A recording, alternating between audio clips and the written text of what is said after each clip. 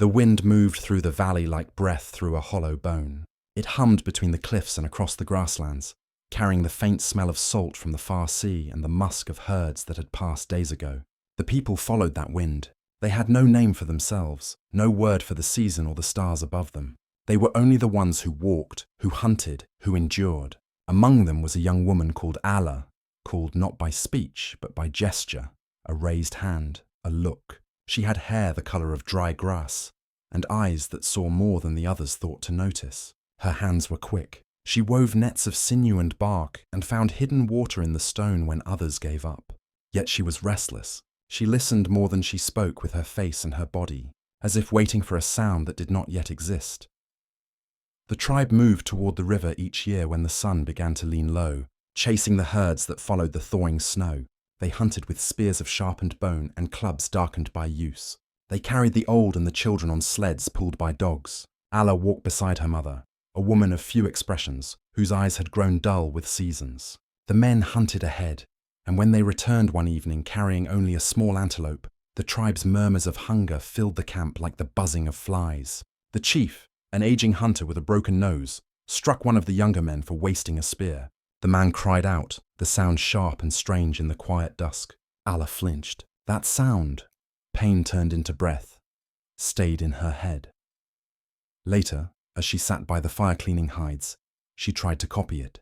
Not the cry of pain, but the shape of it. Her lips moved, her throat tightened, air rushed out. It made a sound, small and uncertain. The others looked at her and laughed soundlessly, shaking their heads, thinking she was playing with her breath like a child. She smiled, but inside she felt something stir, an awareness that the sound had shape, that it came from her and carried something she could control. Days passed. The wind shifted, and clouds piled high and dark. A storm came hard and sudden. The tribe scattered to find shelter among rocks, but Allah's younger brother slipped into the river as the current swelled. She ran after him, calling out not in gesture, but in that new way. Sharp bursts of air that were not yet words, but felt like reaching. The boy heard her, turned, and she dragged him from the water by his arm. When they were safe, he looked at her strangely, as if he had heard more than noise. His hand went to his chest, then to hers, and he mimicked the sound she'd made. It was clumsy but clear. They both laughed, breathless. Something invisible had passed between them. When the storm cleared, Ayla sat watching the river boil under the pale sky. She wondered if sound could live like the current, moving, changing, touching what it passed. She began to test her voice in secret. Low hums, short bursts, long-drawn tones that trembled in her throat. She found that when she changed her breath, her mouth changed the sound. The tribe thought she was singing to the spirits, and some began to avoid her. Only her brother stayed near, copying her, playing with the new noises, until their tent filled with strange echoes.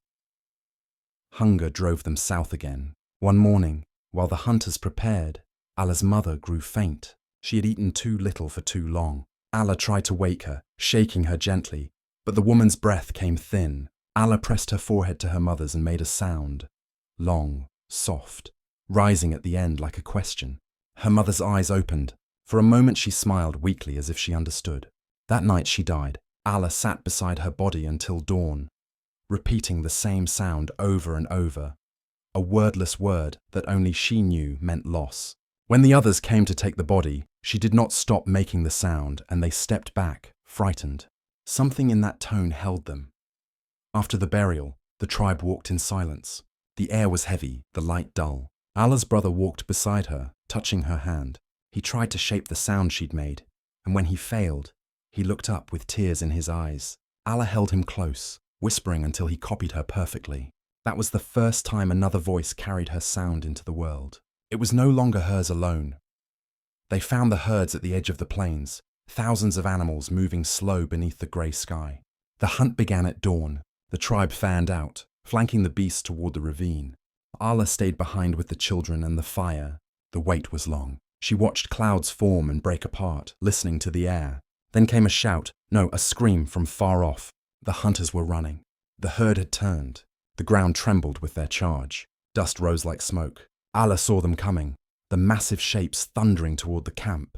The others froze in panic. Without thinking, Allah ran forward, waving her arms and letting out a raw, drawn cry. The same sound she'd made when calling her brother from the river, but louder, fuller, filled with warning. The sound cut through the noise like a blade. The others looked toward her, saw her pointing to the ridge, understood. They grabbed the children and fled to the higher ground. Moments later, the beast tore through the camp, crushing the tents but missing the people. When the dust settled, the tribe stared at Allah. The chief approached, breathing hard, eyes wide. He touched his chest, then her mouth. She realized he wanted to know what she had done. Allah tried to explain with hands and breath, but no gesture could show what had happened. Finally, she made the sound again, softer. The chief frowned, then imitated it. The others murmured. A few tried too, their throats clumsy, but they laughed, not mocking, but amazed. They began repeating it, turning the strange cry into a shared rhythm. It was the first word, though they did not know it, a sound that meant danger and salvation at once. That night, around the rebuilt fire, they spoke it again and again. Children played with it, twisting it into higher and lower tones. The hunters grunted it to each other in jest. Allah watched, feeling something both proud and fearful. The sound no longer belonged to her. It belonged to them all. And in that sharing, something invisible had changed the tribe forever.